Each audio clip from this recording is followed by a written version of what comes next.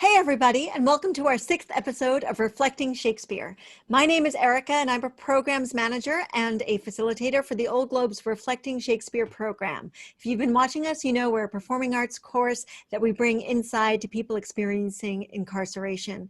We play icebreaker games and skill building games. We read through a play by William Shakespeare, and we find out what's going on with the characters, and then we reflect in terms of what these scenes and these characters have to do with us. We're going to do some of that reflecting today, so this is a great time to get a pen or a pencil or something to write with and write on and join along with the journaling. And before we go any further, I'd like to introduce my co-facilitators and who have become the stars of the show, James and Nikki. Hey, you two. Why don't we just take a minute to say hello? Hi, guys. My name is Nikki. I'm a facilitator for Reflecting Shakespeare and other community programs. I am formerly incarcerated. I served 25 years, and I've been working with the Old Globe on Reflecting Shakespeare since last year sometime. Happy to be here. Hey everyone, my name is James. I started working on the Reflecting Shakespeare program about 4 years ago as a facilitator. I've been doing theater and arts projects in prisons and such like for about 8 years or so. Wonderful. And before we move forward, I want to talk about where you are. I know we're all isolated and shooting from home, but I love that you're in front of images of our Old Globe theater spaces, 2 of the 3 of them. So Nikki, you are at the White Theater. We've got the stage in the center of the audience. I love that setup. When you're an audience there, you really feel like you're part of the action. You're so close and you can see it from all sides. And when we tour our Globe for All performance inside prisons, that's the setup we'll use inside the gyms with the actors in the middle. And James, look at you. You're in a big old theater. That is the Old Globe main stage. We've got over 600 seats in there. And right now, of course, it's empty. We're shooting at the end of May 2020. And I don't know when you're watching this, but right now we are all isolated. And this is the situation, these empty theater seats. So with that said, let's start our class the way we would start in person with a check-in, highs and lows. Who wants to go first? Nikki? I'll start. I usually start. So I'll start with my low. I always like starting with my low, but my low right now is just being really mentally and emotionally exhausted with all that's going on in the world, and even inside of myself, still transitioning into this free world. My high is being able to use those coping skills that I gained while I was in there. Also having so many different opportunities out here that I do have, and getting the love from the people on the inside, my folks on the inside, and also out here to help me just get through these times. That's my high. All right, James. All right. Yeah, I'll go. So my low is like a kind of slowly creeping sense of becoming a little disconnected from the world a little bit. There's that happening. But my high is that I'm holding on to my belief that making art, making theater, music can bring us together, build bridges, promote dialogue and conversation, which hopefully can lead to positive change for everybody. Erika. Nice. Well, my low is that I am just feeling the weight of the world right now. I feel brought down. So maybe we can, we kind of have that in common, it sounds like, the 3 of us. And my high is really the thought that when the 3 of us get together to shoot this, that we're actually not just alone, the 3 of us, but that we are in community with the thousands that are incarcerated, that hopefully are watching these videos. I don't even know if one has been seen yet, and we're shooting number 6, but really what keeps me lifted and keeps me high is that this coming together actually means a greater connection. So I hope someone's out there watching. And for you watching, what are your highs and lows this week? We've asked you to journal along, so this is a great place to start. Take note. All right. So we've been doing some warm-up games at this point, which is what we would do in class. So James, you've been leading those. Take it away. Sure. So we're going to revisit an exercise, a game that we played, I think, in the 2nd episode of these things. So when we're rehearsing as actors working in theater, we often will go back and repeat something. So we kind of build that skill set. All right. So we're going to play a game which is called My Name Is and I Feel. And this game kind of goes like this. So we all experience different emotions, different states of minds. Sometimes we like them, sometimes we don't, right? And it's good to remember that that up and down, that back and forth is all part of the human condition, the human experience. So this game goes like this. So I'm going to say, my name is James, and then I'm going to make a sound and a movement, maybe a gesture that expresses what I'm feeling. And then Niki and Erika will take turns to repeat that back to me, what I did. And for everyone watching, it's always going to be your turn to go after Erika has been. All right, so let's give it a try. My name is James, and I feel, My name is James and I feel, My name is James and I feel, All right, everyone watching.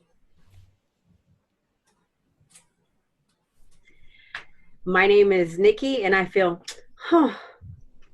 My name is Niki and I feel, My name is Niki, and I feel, My name is Erika and I feel, Your turn. My name is Erika, and I feel, My name is Erika and I feel, Awesome. Great. Now, everyone watching, what's your sound and gesture about how you might be feeling right now? All right. Awesome. Well, that got us warmed up a little bit, so let's get into some Shakespeare. cool. So She's alive now. So we've been looking at the character of Henry V, right? And we've seen him before he was a king as a prince, when he was hanging out with the so-called common people in the tavern, and we've seen him as a young king, where he was disrespected by royals from France who treated him like a foolish little child because of the reputation he earned as a kid, and that he had necessarily outgrown. Even if he had changed on the inside, they didn't know that. So we also saw him motivate and get his army all pumped up and get them really, really, really pushing through their sense of defeat and to get them success on that battlefield. I gotta say, what we've seen of him, I really like this guy. Like, I really admire his growth, his fight, his ability to grow, and then also just to grow into such a great leader. Oh, yeah. And Shakespeare's audience would have thought of Henry as this legend. And so Shakespeare definitely wrote a hero story that people would have loved and have bought tickets to go see. All right. So we're going to look at this next scene through the lens of the idea, the concept of mercy. So as we read this next scene, let's consider these following journaling questions to think about. So here we go. And they're going to be up on the screen on a slide for you to see. So what is mercy? Is there ever a time and a place to show mercy? How does mercy set an example of strength or weakness? Next one is, have you been shown or not been shown mercy? Have you offered or not offered mercy? All right. Yeah, you can feel the weight of those questions as you read them, James. So let's get into the scene. King Henry's about to take an army in ships across to France to follow up on his claim to their lands and responding to the message of disrespect he got from the French prince. So Henry enters the room with three men. Their names are Scroop, Cambridge, and Grey. And these three men have been close to Henry, especially Scroop, who has been Henry's close friend since childhood. But these three guys have just been discovered to be in league with France, and they are traitors to Henry. Scroop, Cambridge, and Grey, they do not know they've been discovered. They're traitors. They think they're still getting away with it at this moment. And Henry's advisors, including his uncle Exeter, who's going to be off screen right over there, are wondering why the heck Henry is keeping these traitors around. But Henry's got a plan in mind. He's just keeping it close to his chest. So Niki's going to play Henry. James is going to play both Cambridge and Grey, and he's got the hats for them. There they are. And I will play Scroop. So Scroop is the one who's like the close friend. Okay, we've cut down the scene a bit for time. If you've got an original or a complete works of William Shakespeare, please, let's take a breath. I think I have to be able to say the word Shakespeare correctly. We've cut the scene down a bit, so if you happen to have a complete works of Shakespeare from the library, or if you have the original text, you'll notice it's a bit shorter. Okay, let's do this. Niki, take it away. Now sits the wind fair, and we will aboard. Give me your thoughts. Think you not that the powers we bear with us will cut their passage through the force of France? No doubt, my liege, if each man does his best. I doubt not that, since we carry not a heart with us from hence that is not in fair consent with ours. Never was a monarch better feared and loved than is your majesty. True, even though they were your father's enemies, serve you with hearts full of duty and zeal. We therefore have great cause of thankfulness. Uncle of Exeter, release the man committed yesterday that railed against our person. We consider it was excess of wine that set him on, and we will pardon him. Beautiful. Okay, let's pause here. What did we hear? What just happened? Basically, everyone is with Henry, even his father's enemies, I believe. But it's funny that the people that are trying to like push him, his close peeps, are actually lying through their teeth, since they themselves are actual traitors. Yeah, it's like we're kind of seeing Tenry. God, I literally just called him Tenry. Yeah, it's like they're just seeing Henry. We're kind of seeing Henry test them out. He's kind of toying with them, maybe just to see how they react, right? Absolutely. And I love how those three guys are like, everyone's with you, King. Yeah. Even though they're the ones against him. Okay. Yep. And here comes the next test. So, Niki, what was that last line you read? Release the man committed yesterday that railed against our person. We consider it was an excess of wine that set him on, and we pardon him. Mm-hmm. So, like, really, Henry is asking for someone to be released that railed against him because he was just drunk. So is he gonna give he's giving him a pass basically? Is railed against him like fought him, or is he got all wordsy with him and like disrespected him? What's that? Yeah, I think he just means that this guy was bad mouthing him. Shakespeare doesn't write in too many details, but maybe we can imagine this guy is like he's been in the pub and then he goes out into the street and he's really just trying to whip up a crowd by bad mouthing the king. And so Henry, I think he's kind of saying that guy just had too much wine, you know. So look, let's just let him go. All right, let's keep going with the scene and see what happens. Okay, so let me pick it back up. Release the man committed yesterday that railed against our person. We consider it was an excess of wine that set him on, and we pardon him. That's mercy. But let him be punished. Let's, example, breed more of such a kind. Oh, let us yet be merciful. So may your highness yet punish too. Sir, you show great mercy if you give him life, after the taste of much correction. All right. So what is he saying there?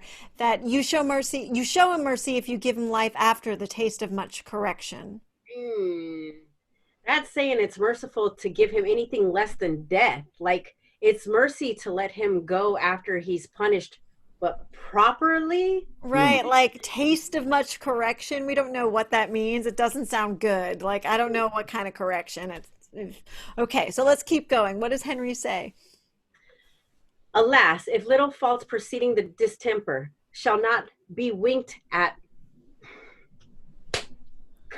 Alas, if little faults preceding the distemper shall not be winked at, how shall we stretch our eye when capital crimes, shrewd, shallowed, and digested, appear before us? Will yet release that man, though Cambridge, Scroop, and Gray, in their tender care of person, would have him punished? Man, he's like, if we treat the little thing harshly, the smallest thing, what would we do with bigger crimes? And he means exactly the crimes that Scroop and them have already done, them traitors. I know. And if you were an actor playing the scene, if you were Scroop or Cambridge or Gray, the traitors, standing there while King Henry's saying, you know, if we should not wink at the small things, how will our eyes stretch when the capital crimes are committed? I mean, what would you as an actor be trying to feel and be trying to portray to really accurately live in those characters' shoes? I don't know, man. It's a difficult one because I think probably on the inside they're like definitely pooping their pants, right? Maybe they're thinking, does he know? I don't think he knows. Maybe he knows, but they have to act like he just doesn't know, right? They got to keep it together, keep their game faces going. Yeah, and playing King Henry, I would also continue playing this part of acting like I don't know what my best friends have completely been just disloyal, and yet they encourage me to punish and not extend grace. So what's my next move? I think to figure out what that's going to look like, because a personal beef with me is one thing, a minor thing. It's a childish act, you slandering my little name. But to try and go against my country and my people, that's a whole nother trigger in and of itself to the core, especially by close people. Yes, absolutely. And but what's really fun is that the audience knows everything that's going on. They are this additional character in the scene, allied with Henry and wondering like what is he going to do here and loving it because they know that he's the hero and he's playing a game here with them. Okay, so then Henry gives Scroop, Gray, and Cambridge all pieces of paper that he says contain their job assignments when they get to France. Let's see how that goes. Okay. Then here they are, one each. Read them and know I know your worthiness.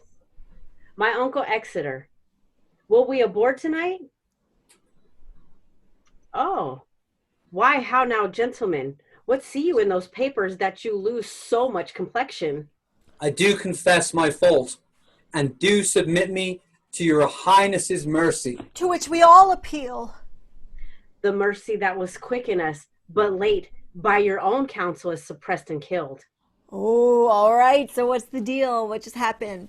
Well, I feel like we took our papers because we just thought those were our orders, right? Like our job assignments. But then we opened them up, and there's this message that says, we've been found out to be traitors. And then we see that, and at least for me, I immediately was like, oh, please forgive me. Right. Please give us mercy, our trigger word here, mercy. Right. Yeah, and Henry's like, I had mercy, but you advised me not to exercise it. By your advice, that mercy is suppressed and killed. It's over. Absolutely. So let's kind of take a moment here to breathe again and think about these reflection questions about mercy. I'll read them again. What is mercy? Is there ever a time and a place to show mercy? Does mercy show an example of strength or weakness? And how have you been shown or not been shown mercy? Or how have you offered or not offered mercy? All right.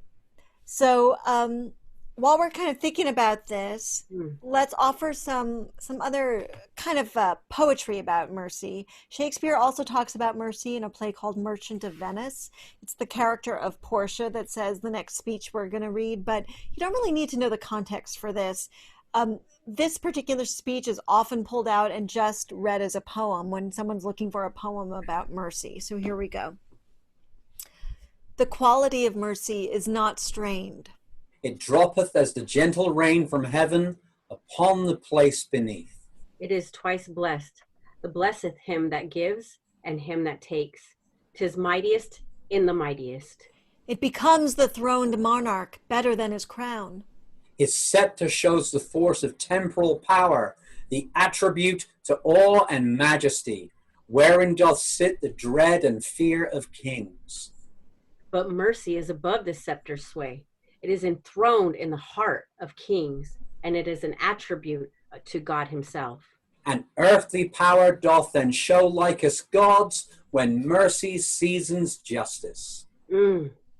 That was powerful. It seems to just speak to the highest quality of character and what's in one's heart. And I love that line. I got to read that. It becomes the throned monarch better than his crown. And I love this because not only does mercy look better on a king than his crown, but I can take that metaphor for myself and say there's nothing I can wear or adorn myself with that would be more beautiful than having that inner quality of mercy. Yeah, it's like that concept also of like almost mercy is like a higher power. Like it's a noble human part of what it can be to be human, right? That's good Yeah. stuff. All right, but not to backtrack, but what happens in the scene we read with those traitors back there, right? I don't have a feeling that Henry is going to be merciful with them at all. No. Henry kind of leaves their mercy up to God. He says, God quit you in his mercy. And then he speaks of their treachery to the whole nation rather than just himself. He says, touching our persons, seek we no revenge. But we our kingdom's safety must so tender whose ruin you have sought. Yeah, it's almost like he's saying, I'm being merciful to the country by being rid of this genuine danger. You know, so by getting rid of those traitors, I'm going to do that one more time. Cut. That's all right. So in a way, he's being merciful to the country by ridding the nation of genuine danger. Unlike that one person who just spoke out about him as a leader when they'd had too much to drink.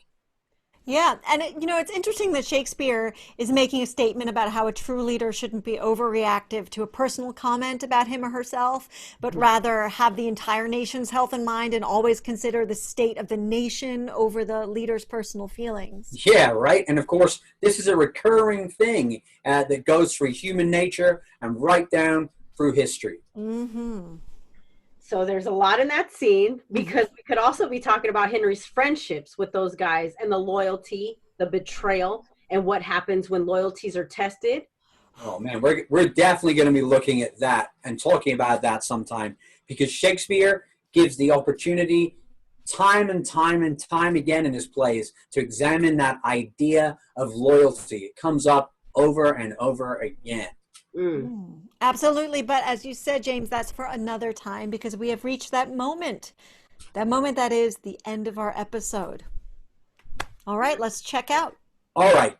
So everyone watching, you know this by now. At the end of each episode, we do a one-word checkout where we share how we feel right now. All right, let's go. Nikki, go for it. Relieved. Enlightened. Inspired. Now everyone watching. Thanks, guys. Thank So you. I'll count us out, and I'll say 1, 2, 3, and on that fourth clap, on that fourth, It's a rough one. I'll say 1, 2, 3, and we'll all clap on that fourth beat. Ready? Yeah. 1, 2, 3.